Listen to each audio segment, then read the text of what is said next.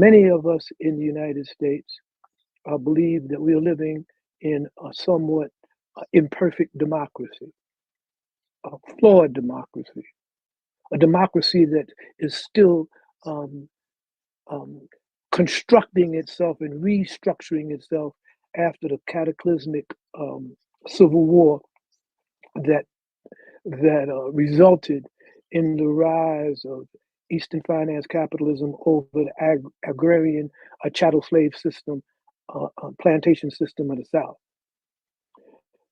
First of all, I want to say that both democracy, the term democracy and fascism, tend to be at odds with each other, at least when you look them up in the dictionary and when you try to um, um, uh, put them in a historical context of societies or industrial nations that have went on before us. We are under the delusion that we are living in a democracy. Rather, we are living in a plutocracy, a country that has been ruled by the rich, by the propertied classes, and has always been ruled by the rich. In fact, it's institutionalized in the electoral college system.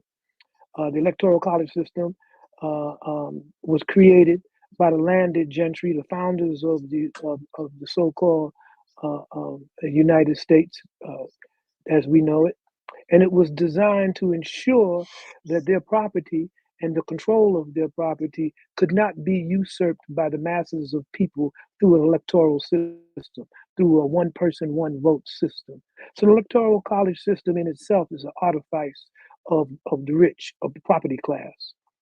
Having said that, we need to also understand that we could look anywhere in the West, we could see that democracy is not reflected in the same way as it is in the United States. There's parliamentary democracy in almost every Western state that claims to be democratic.